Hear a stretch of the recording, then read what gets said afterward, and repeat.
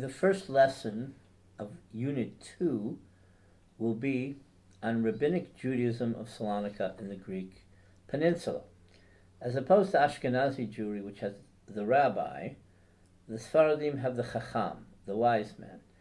So usually he does have rabbinic ordination and is connected or learned in a yeshiva.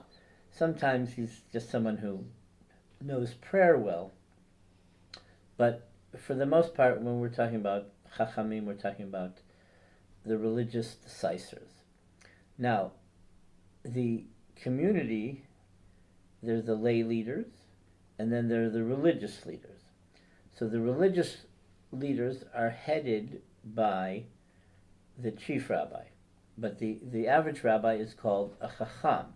So there isn't one chief rabbi, there's a committee of three, okay, the triumvirate. And basically, the one who has the most seniority, it becomes the chief rabbi.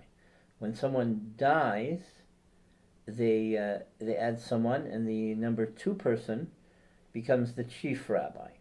Obviously, these people are erudite people. They've published halachic works in Jewish law. Why do you have 3 and not 2? Because you have 3 so that if there's a vote, there's an odd number of people, and there can be a majority decision, which is very significant. And the halachic decision for the Sephardic community of the Sephardic world is not left to one person per se, but it's a group effort, and that has significance. So this structure of the triumvirate also was replicated in other Sephardic communities. It wasn't totally unique to Salonika, but it was the most pronounced amongst Salonican Sephardic Jewry. When people made a business transaction, the actual contract would be a religious contract.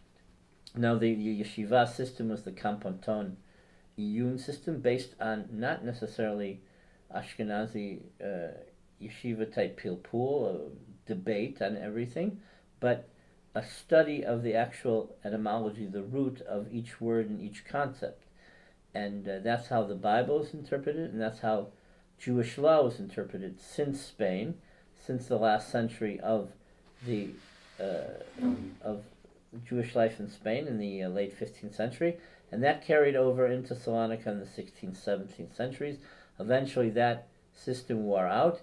The only place today where we have that system was on the island of Jerba and in the Rabbi Meir Mazuz Yeshiva in Bnei Brak Kisei Rachamim.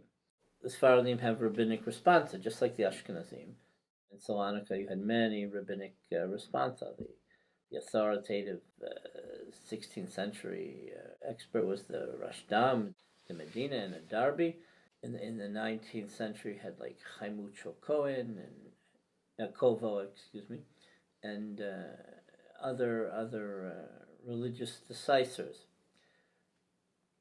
Now, what is a shtar? A shtar is an official document.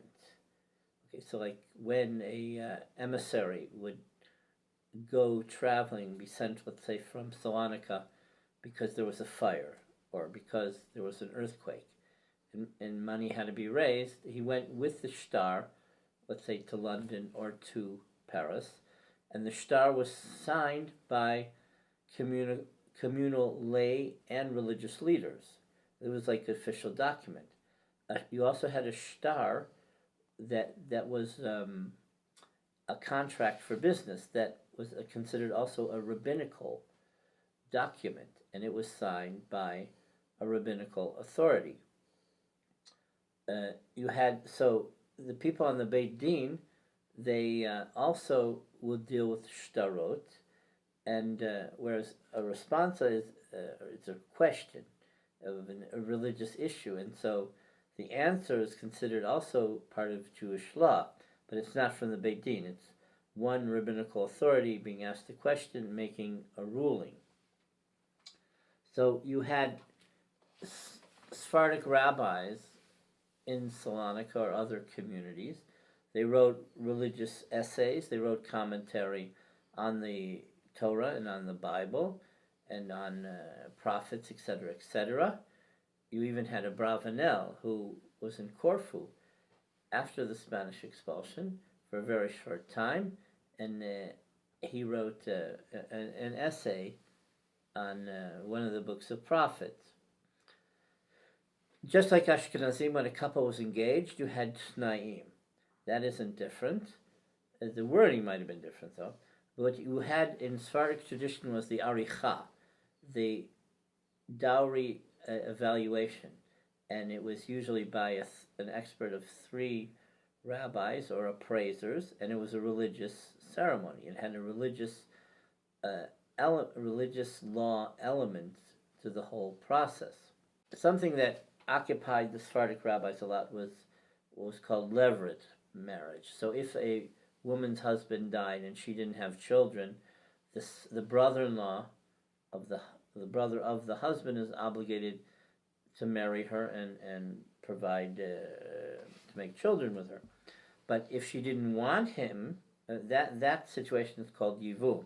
If she didn't want him, and then she had to have a ceremony called chalitza, and the woman would hit the man with a shoe 3 times, but it's a whole process. But there are religious debates on yivum and chalitza, which in the Sephardic world were different than in the Ashkenazi world.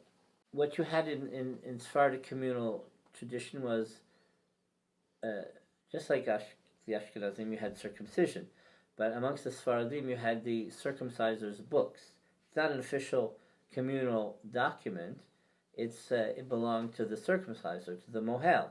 But the mohel's family would keep these books, these registers of all the births and the circumcisions, and it's a historical document and part of tradition. So, for example, there's a family in Great Neck called Matzel, which has the registers of circumcision for many generations from Yanina. In the early 20th century, they migrated to America, and so they have these circumcision registers. Greek Jewry had, of course, like any chazanut, cantorialship. What's different in Salonika, you have, as other parts of the Ottoman Empire, the music was influenced by Muslim religious liturgical music in terms of the scales, they're called maqams, but also sometimes chazanim and rabbis took tunes from Greek Orthodox priests and monks in Salonika, so that was an additional influence. So you had Sephardic prayer books, which were in Rashi-like typeset, and in Hebrew, intertwined. You had what we'll call machzorim. Amongst Ashkenazi Jewry, the machzor is the holiday festival prayer book. Amongst the Sephardim, the machzor was the specific Iberian religious tradition.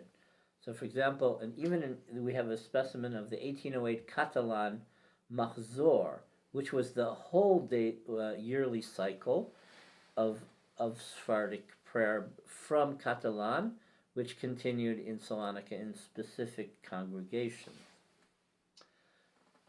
The Ashkenazim only have a week of slichot, of prayers for forgiveness before Rosh Hashanah and Yom Kippur, but the Sephardim have a whole month of slichot, and in Salonika and Greece you had special slichot, which were different even from Moroccan Jewry, Iraqi Jewry, Persian Jewry, etc., etc. So the Sephardic slichot are different, and they're different than the Romaniot slichot from Western Greece.